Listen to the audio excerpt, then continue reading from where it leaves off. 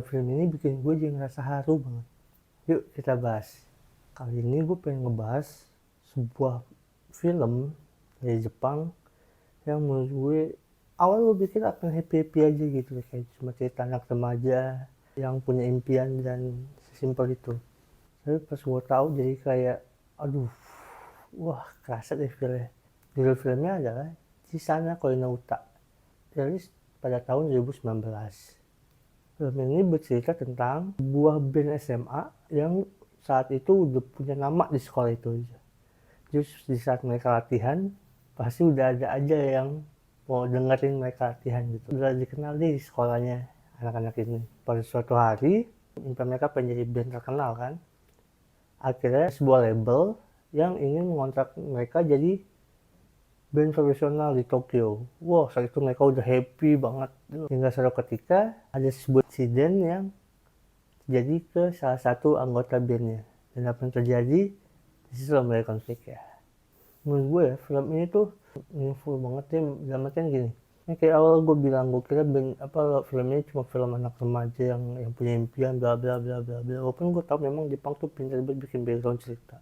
Banyak hal menarik yang bisa gue tangkap. Salah satunya adalah film ini kan backgroundnya di Okinawa ya. Karena filmnya juga terinspirasi dari band asli. Nama bandnya adalah Mongol 800. Mongol Happy Aku. Ngambil background mereka ya di Okinawa. Okinawa itu kan di Jepang punya pangkalan militer Amerika ya di Okinawa itu. Dan background ceritanya di dekat-dekat situ. Jadi banyak ya sentil-sentilan sama berbau-bau nyenggol tentara Amerika yang di Okinawa lah. Dalam artian ternyata si temennya itu yang meninggal itu ternyata deket sama salah satu anak Amerika yang ada di camp di Okinawa itu.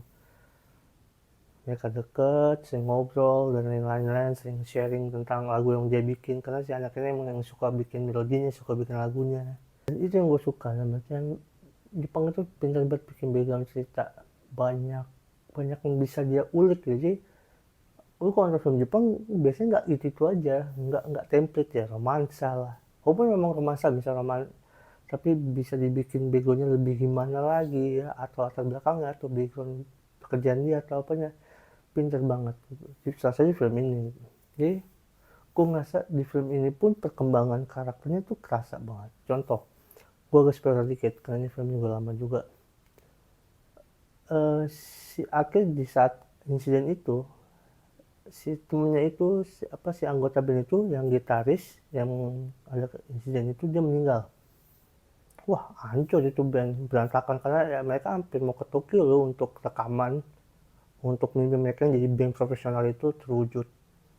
Kok hancur sampai akhirnya si vokalisnya ngerasa ayo kita bikin ulang, ayo kita bangkitkan ini, kita bawa mimpinya si teman kita ini.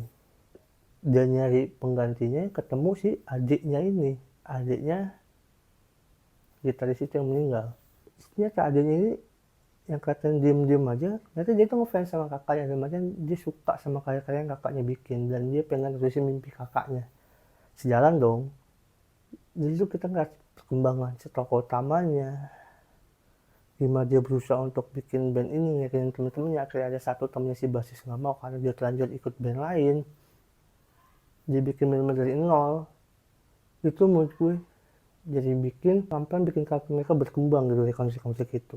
Akhirnya itu band terus bentuk sampai dia ngerasa karena cuma ada gitaris sama drummer kok sepi.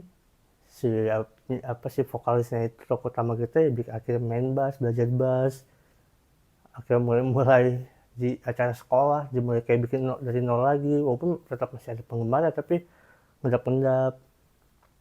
Sampai akhirnya dia nyari file-file si temen yang meninggal itu untuk aransemen lagunya, apa yang bisa dibawa, terus dia bawain lagu-lagu yang ada. Perkembangan untuk nge-build feel ini sampai ada konflik yang mikir pun bikin meninggal itu tentara Amerika, terus bikin bonding juga, ada bonding yang dibikin sama temen kakaknya itu yang orang Amerika itu, yang anak Amerika itu. Filmnya jadi warm banget gitu loh. Menurut gue itu bikin gue haru. Wah perkembangannya bagus banget nih. Oke lah. lu jangan ngerasain wah apalagi sumpah gue pun lagu-lagu yang dibawain sama lagu-lagu yang ada di film ini yang diambil dari lagu-lagunya Mongol 800 ini juga pas-pas banget yang dia masukin yang dia bawa untuk dibawain di film ini kena semua menurut gue pas lah untuk situasinya apanya dan lain-lainnya enak buat menurut gue. Tapi walaupun memang kalau kita tahu dari sinematografi aduh ya kita tahu lah Jepang tapi ini lumayan loh walaupun dia ambil ya pasti pemandangan Okinawa tapi untuk sinematografi masih standar banget. Terus kalau kita ngebahas dari acting pemainnya menurut gue standar sih semuanya, tapi di sini gue dikenal sama artis yang namanya Ane Yamada dan gue rasa dia punya prospek yang bagus banget walaupun memang dari keseluruhan oke, tapi bukan yang wah banget. Developing actingnya juga enggak yang gimana-gimana. Maksud gue tuh kayak mereka bagus tapi bukan yang wah gitu, standar aja. Tapi good lah, mereka bisa menghidupkan karakter dengan segala macam konflik ya. Jadi masih enjoy buat ditonton.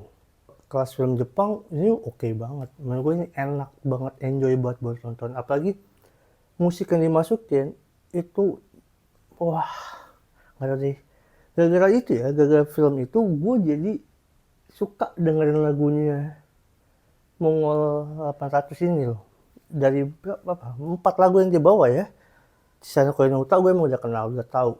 Terus tambah lagi yang Anatani, ini jadi salah satu lagu favorit gue. Don't Worry Be Happy, sama Sayonara Doll. Wah, pasti Sayonara Doll ini pecah banget karena gue lirik yang dimasukin, maknanya, melodinya, bikin klimaks dari film ini tuh mantap banget. Jadi bagi kalian yang mau nonton film ini bisa jadi referensi untuk kalian mau nonton film gitu, enak banget. Jadi coba tonton deh, pasti suka.